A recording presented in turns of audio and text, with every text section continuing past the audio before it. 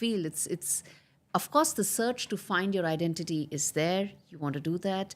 You want to probably isolate yourself from the noise.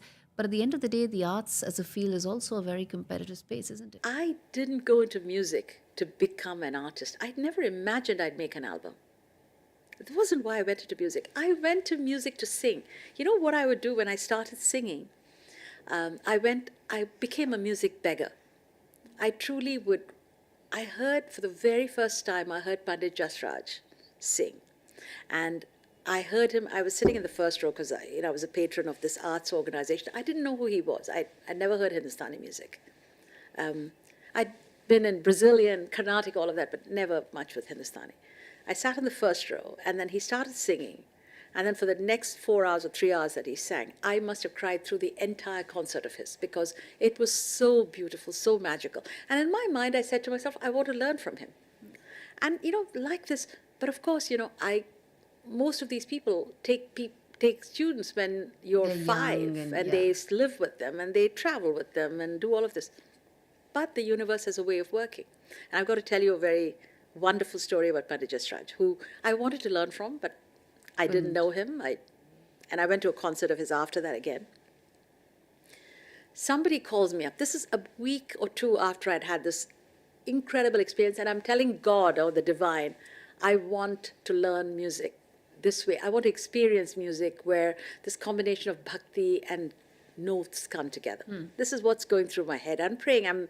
I don't know quite how I'm doing it.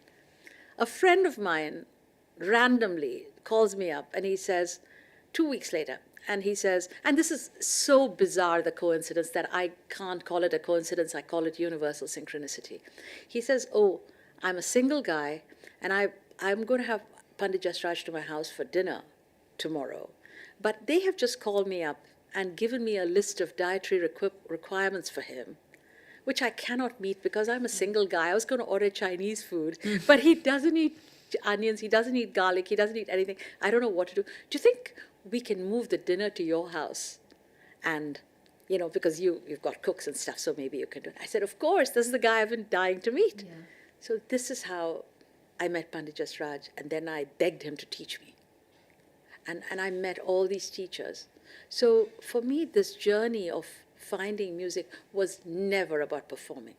And when Pandit Jasraj gave me his senior most disciple to teach me, Pandit Girish Vazalwar, who passed away, I would sing for 10 hours a day.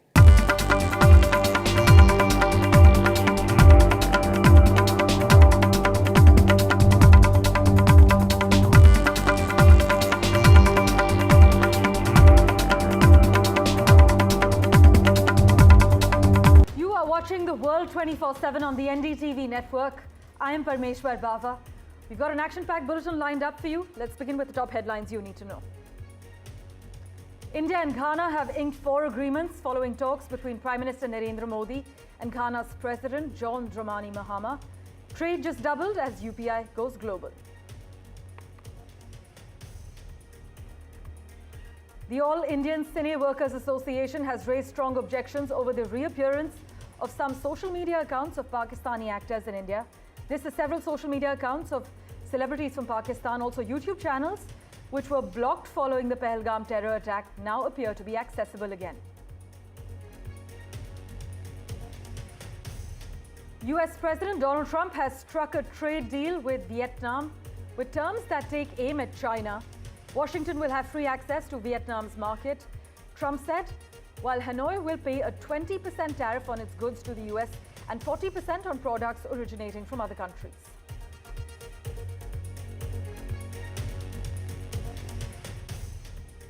A war of words has broken out between the Chinese and Tibetans after the 14th Dalai Lama announced continuation of the institution of the Dalai Lama.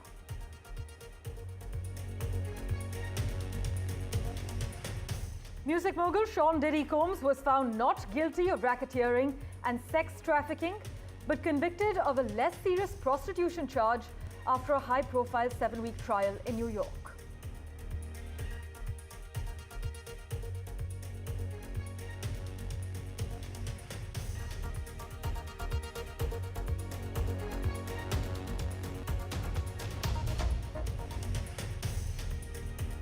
Our big focus, Prime Minister Modi has kick-started his five-nation tour and is currently in Ghana. This marks his first bilateral visit to the country, and India and Ghana have inked 4 agreements following talks between Prime Minister Modi and Ghana's President John Dramani Mahama. He also held delegation-level talks with Ghana's President during his touchdown to the West African country. You must note that trade is being doubled as UPI goes global, and these 4 MOUs were signed. But during this visit, Prime Minister Modi has also said that India and Ghana are in complete agreement that terrorism is an enemy of humanity, and he thanked Ghana for its cooperation in India's fight against terrorism. Let's just listen into the Prime Minister's remarks. हम एक मत है कि आतंकवाद मानवता का दुश्मन है। आतंकवाद के खिलाफ हमारी लड़ाई में सहयोग के लिए हम गाना का आभार प्रकट करते हैं। इस संदर्भ में हमने काउंटर टेररिज्म में आपसी सहयोग को और मजबूत करने का निर्णय किया है। यूएन रिफॉर्म्स को लेकर हमारा दृष्टिकोण एक जैसा है। पश्चिम एशिया और यूरोप में चल रहे कॉन्फ्लिक्ट को लेकर हम दोनों ने गहरी चिंता व्यक्त की है। हमारा मानना है कि युद्ध का युग नहीं है। डायलॉग और डिप्लोमेसी से ही समस्या का समाधान होना चाहिए। My colleague Mohammad Ghazali has been tracking the finer developments. He joins us live at the moment. Ghazali, as we were discussing, considering China's growing footprint in the region, take us through the significance of Prime Minister Modi's Ghana touchdown. See, this visit to Ghana serves multiple purposes for India's diplomacy. One, that India is expanding its own footprint. As you know, that the membership of BRICS is expanding. The membership of G20 is expanding. We are getting more and more members in these 2 global forums. African Union, we have given them a permanent membership for G20. Ghana also happens to be one of the key states of the African region, and that is why to show that kind of support to Ghana is very significant for India at a time when there are global turbulence in terms of diplomacy, in terms of conflict, and that is why 2 issues Prime Minister raised there while his counterpart from Ghana. One, about that this is not the era of war, and dialogue and diplomacy is something through which we can achieve and foster good relations and settle down most of the conflict. So that is why this is significant. Second, that India is also diversifying its needs when it comes to energy partnership, when it comes to having good trade ties with other nations, and also being the voice of the global south. The Prime Minister has also expressed that in most of these countries, which are smaller nations, India is also taking up public-centered projects. And this is why if you see those MOUs are centered around to help Ghana develop on how to harness the critical minerals, and also in the sectors like the digital payment initiative, or when it comes to other areas where India can assist Ghana, when it comes to pharmacy, when it comes to medical sector, India is going to assist Ghana in tapping those opportunities as well.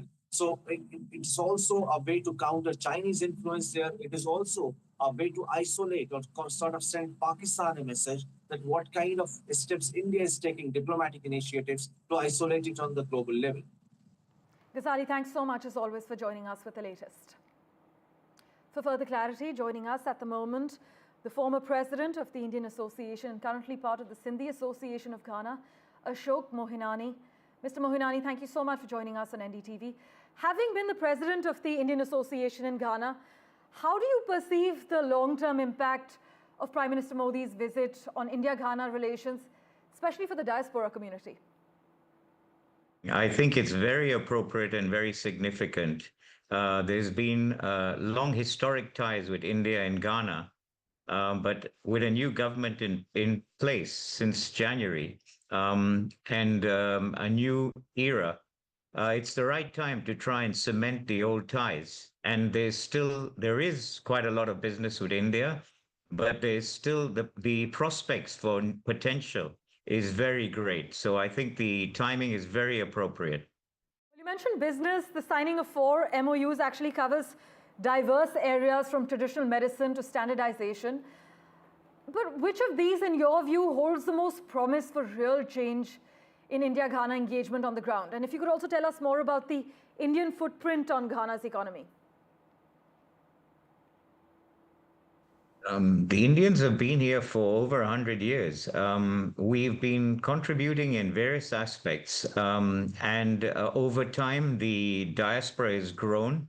It doesn't only the original settlers and were shopkeepers and commerce related. It's now grown to not only multinationals having a presence here, but large grown businesses in various sectors, from packaging to steel to even the mining sector to infrastructure, to power.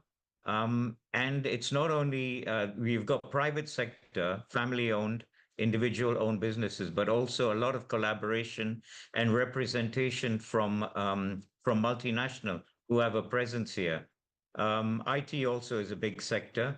The Indians have played a big part in Yes. in the growing the economy of Ghana, but I still think there's quite a lot more we can do in many of the aspects, in many fields. Well, Mr. Mohinani, thank you so much for joining us. We really do hope that we see some great tangible gains on the ground as far as India and Ghana's relationship is concerned. Meanwhile, at a time when Prime Minister Modi has sent out a strong message against terror in Ghana, our Foreign Minister Dr. Jaishankar gave out a similar message in the United States, saying that all countries need to speak in one voice against terror. This as he met with the FBI Chief Kash Patel and US Director of National Intelligence Tulsi Gabbard. Listen in. It is a fact that countries, often countries do not take a position when some other country is a victim of terrorism, which they would do when they themselves are. We have, in that respect, honestly been much more consistent and principled. That we have, when terrorist incidents, attacks happen elsewhere, outside India, we have largely followed the same position that we have taken when they have happened in India. So, is your point that others not doing it? My answer to you is yes, you are right. Many of them are not doing it or not doing it sufficiently enough. And part of diplomacy is to exhort them, encourage them, persuade them, motivate them to do that. In other news, the All Indian Cine Workers Association has raised strong objections over the reappearance of social media accounts of Pakistani actors in India. You know, several social media accounts of Pakistani celebrities, also YouTube channels of the country's news organizations, which were blocked following the Pahalgam terror attack, now appear to be accessible again.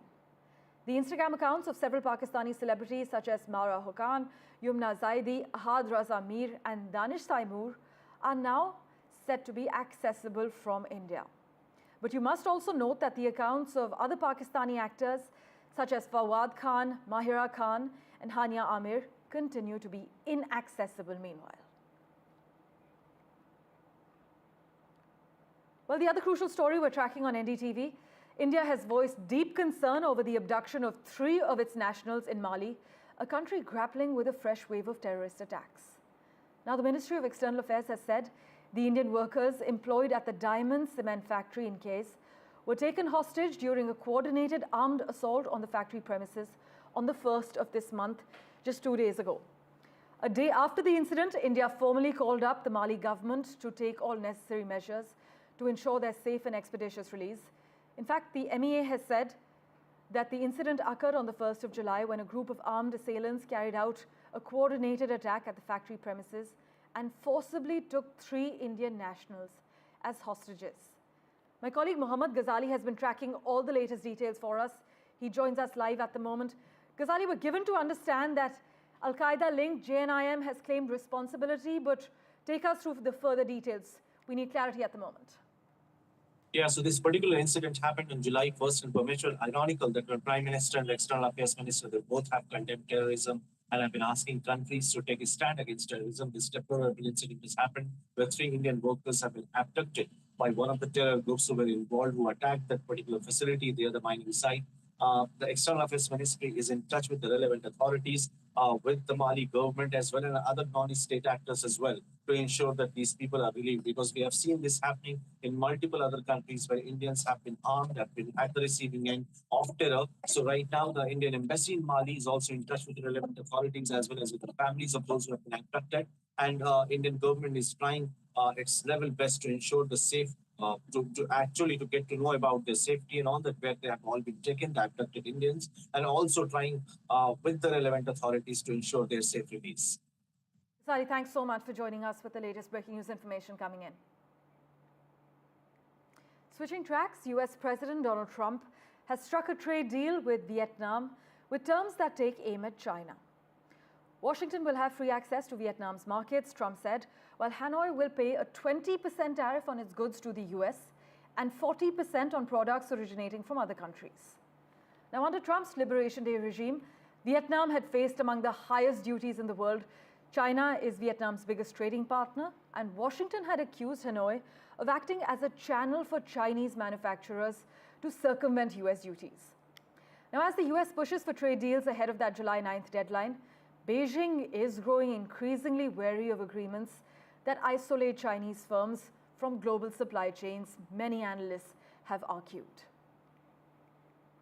In further updates from the US, Republican discord threatened to derail Donald Trump's tax and spending bill, with the US president facing the biggest challenge yet to his ironclad grip on the party.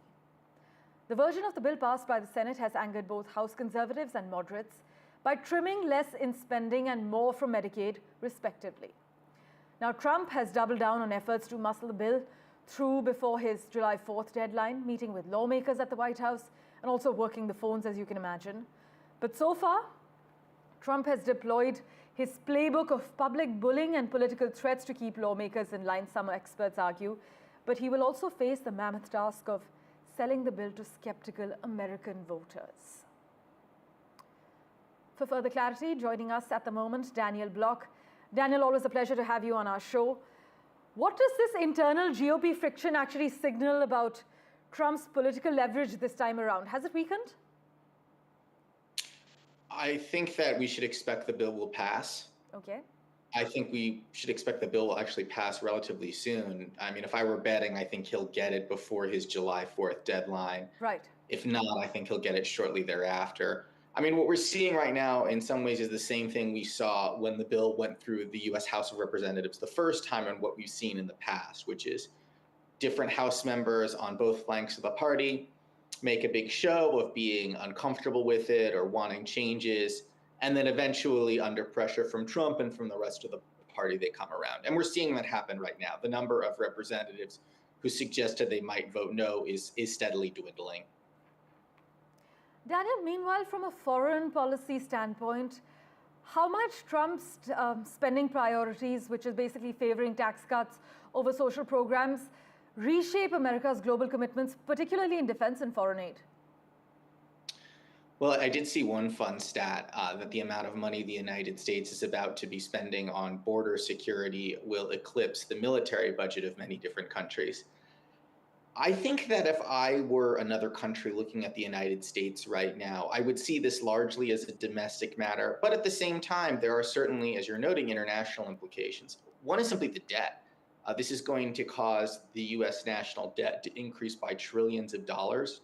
You know, the U.S. has long served as the center of the financial world. The dollar is the world's reserve currency. Yes. And countries have counted on the United States to be a relatively stable economic investment and market. But if the debt continues to explode as time goes on, you could see some of that faith to waver. That's something that's being talked about right now in American economic circles. Meanwhile, given the urgency around Trump's July 4th deadline, which is, by the way, for us in India, it's tomorrow, is this a calculated show of force tied to national symbolism, or would you say it's a signal of deeper legislative vulnerability? I think that to some extent, both are true. Okay. I'd say more the former. That's just my guess. I think you're right. It's a show of national pride and national power. For viewers who don't know, July 4th is Independence Day in the United States, and this is going to mark the 250th anniversary of American independence. So having it done and wrapped up by then, there's certainly a lot of pride and ego tied up in that for the U.S. president. At the same time, I think the other element of it is also true, where by getting it done so quickly, by really jamming it through Congress in a very, very compressed period, Trump is illustrating his dominance over the Republican Party. Well, Daniel, as always, it's a pleasure to hear your views. Thank you so much for making time for us and joining us on NDTV. Meanwhile, a New York jury has found Sean Diddy Combs guilty of 2 counts and not guilty on 3 counts, following a closely watched 7-week federal trial marked by emotional and graphic testimony. This mixed verdict saw Combs being found not guilty of the biggest charge, racketeering conspiracy, not guilty of the sex trafficking of Cassandra Ventura or the sex trafficking of Jane, and guilty of both the transportation to engage in prostitution related to Cassandra and the transportation to engage in prostitution related to Jane. The verdict was delivered on Wednesday morning local time after 13 hours across 3 days of deliberation by a jury it comprised of 8 men and 4 women. After the verdict came down, Combs knelt down in front of his chair and appeared to pray, but I want you to note the imagery here. He then faced the gallery and clapped, which led to the gallery responding with claps and cheers. The latest news and updates continues right in a moment after this very short break. Don't go anywhere.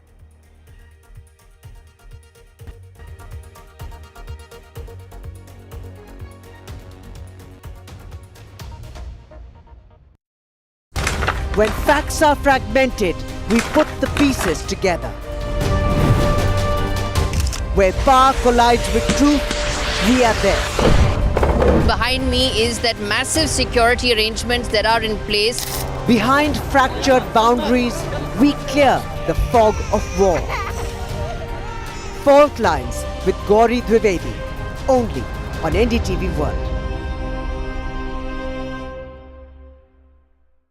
In today's interconnected world, India's voice is more crucial than ever. When India speaks, the world listens. At NDTV World, we are that voice, bringing you intelligent and insightful news from India and beyond. From geopolitics and diplomacy to economic shifts, migrations, tech disruptions, and the stories of our diaspora. We cover the news that shapes our global future. NDTV World, your new home for global news, is here.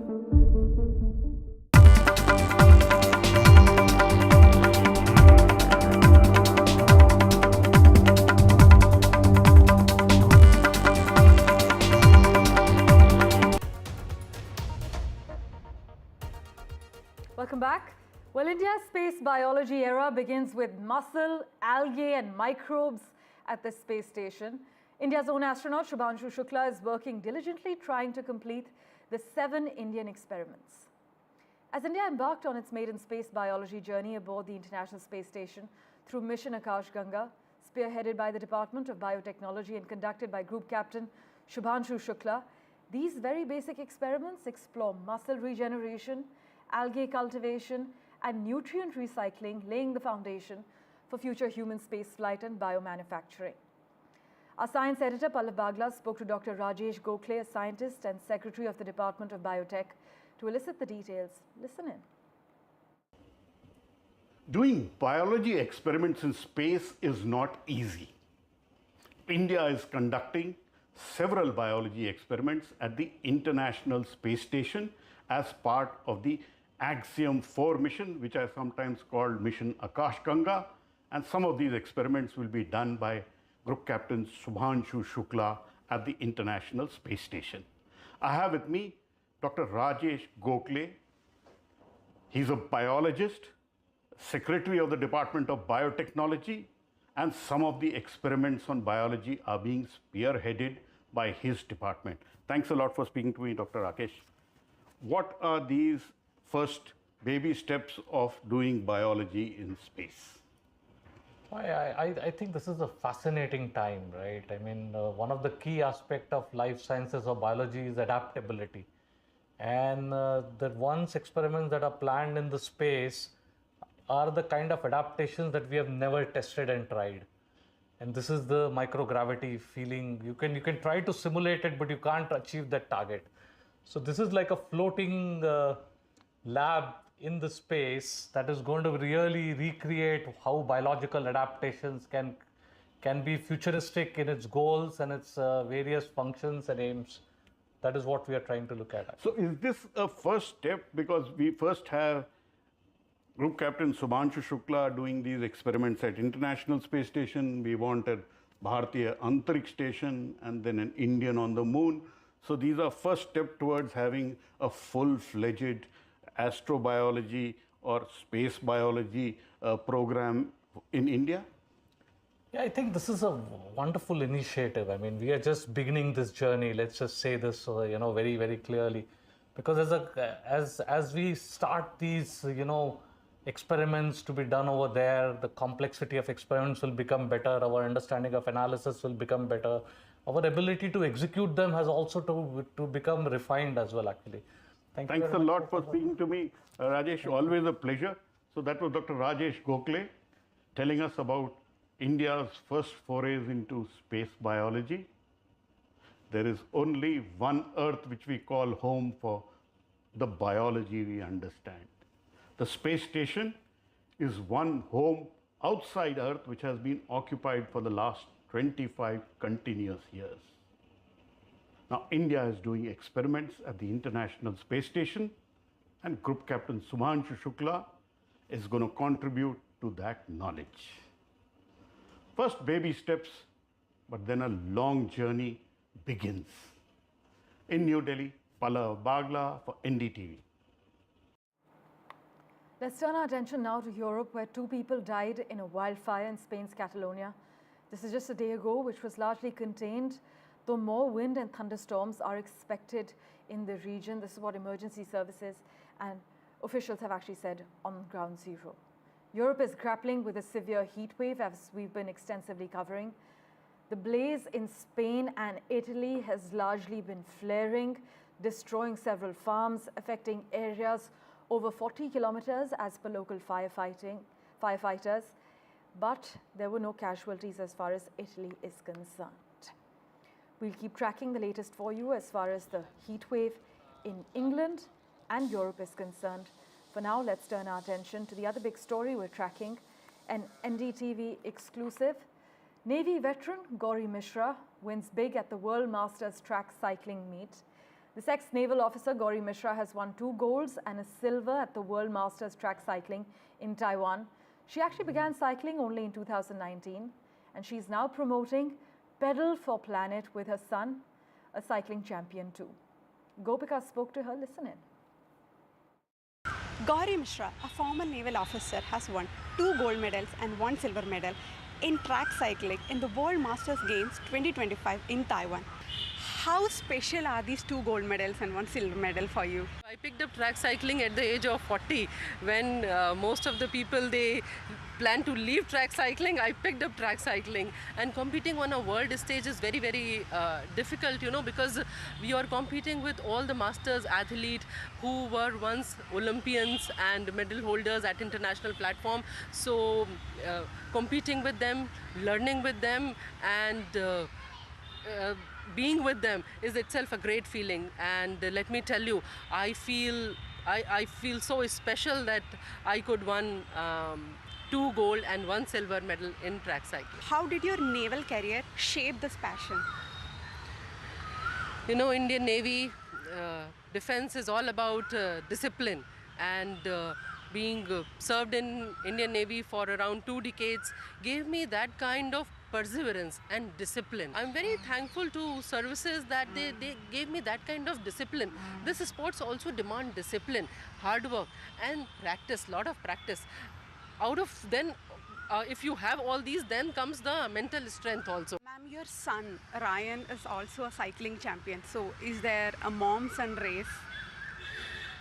Ryan was 6 years old when he made his first world record. And we have a mission. We pedal for planet. We want to reduce carbon footprint and encourage children, women to take up fitness. So then Ryan picked up track cycling. I also picked up track cycling because I wanted him to learn. Signing off with Suresh, Gopika for NDTV. And finally, Deepika Padukone will be getting her own star on the Hollywood Walk of Fame soon. She has etched her name in history by becoming the first Indian actress to be honored with a star on the popular sidewalk in LA. The Hollywood Chamber of Commerce revealed the list, placing Padukone alongside international stars like Demi Moore, Rachel McAdams, Emily Blunt, and Timothée Chalamet. The honorees were actually chosen from hundreds of nominations by a panel during a meeting that was held last month. The selection was later approved by the Chamber's Board of Directors. Thank you for investing your time and watching this edition of The World 24/7. As always, news and updates continue. Do stay tuned.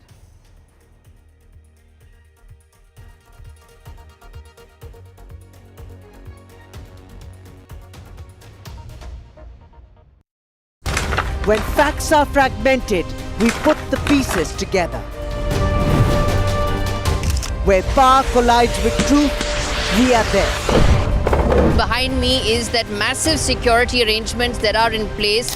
Behind fractured boundaries, we clear the fog of war. Fault Lines with Gauri Dwivedi, only on NDTV World. In today's interconnected world, India's voice is more crucial than ever. When India speaks, the world listens. At NDTV World, we are that voice, bringing you intelligent and insightful news from India and beyond. From geopolitics and diplomacy to economic shifts, migrations, tech disruptions, and the stories of our diaspora. We cover the news that shapes our global future. NDTV World, your new home for global news, is here. From interesting tech startups to industry-leading companies, politics, sports, culture, curry, cricket. Oh, there's so much to talk about. Like me, if you too thrive on interesting conversations, this is a show you cannot miss. Watch this space to know more about all matters and all people that make Britain what it is today. Out of Britain, with me, Radhika Iyer.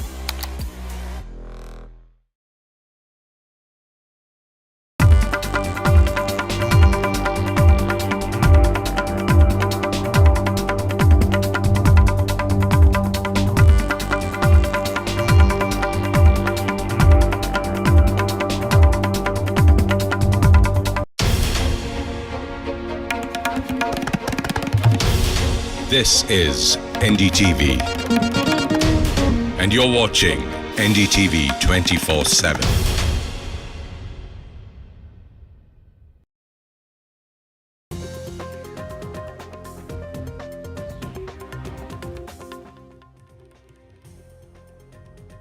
A very good morning. You're watching The Breakfast Show on NDTV 24/7. I'm Divya Vata. We have a whole lot lined up for you, including what's happening in Maharashtra. M&S workers still haven't been arrested after that assault that took place. And on the other side, power abuse taking place in the state of Himachal Pradesh. That and a whole lot more on The Breakfast Show. Let's start with the headlines.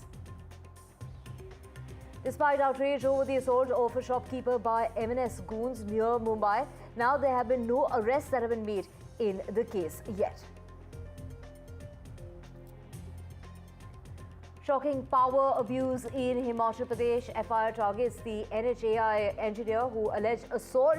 Now the minister is brazenly denying thrashing the engineer. This is after that case was registered against him.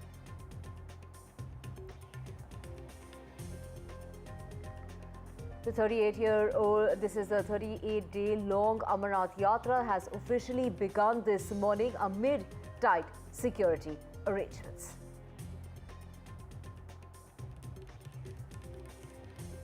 In the Kolkata campus horror, NDTV gets you access. We had access to the police plea in court, and NDTV brings to you chilling tactics that were used by the accused that have been exposed in that plea. Prime Minister Modi is in Ghana. Well, this is that 5-nation tour, and of course the Prime Minister there sending out that strong message against terrorism, and he's also been conferred with the top Ghana National Honor for his statesmanship and his leadership in Global South. Andhra Pradesh Chief Minister Chandrababu Naidu has launched a scathing attack on ex-Chief Minister Jagan Mohan Reddy. This is after Jagan Mohan Reddy went ahead and met with the victim's family, that convoy death case. Now, Chandrababu Naidu has called it a political stunt. 51 people have died in a matter of 2 weeks in Himachal Pradesh due to the monsoon fury. Several people are missing amid floods and landslides.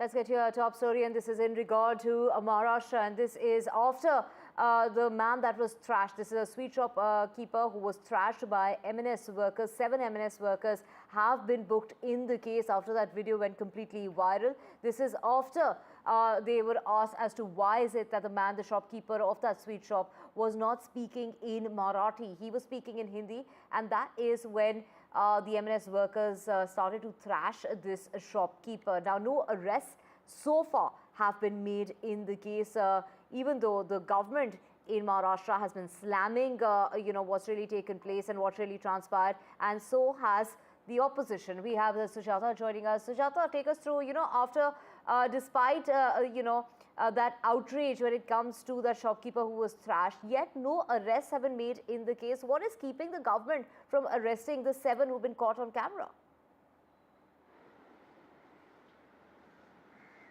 Well, certainly, and what is even more shocking is that when this entire incident unfolded on the night of 29th, there was no FIR registered immediately. It was an NC that was done, and after which, when the Traders Association came together, they went on to complain, and then an FIR was registered, which took almost 28 hours for the police to register a FIR in the matter. Now, this entire situation has created and triggered a sense of unease amongst the traders union, and today they will be protesting across Meera Bhayandar, keeping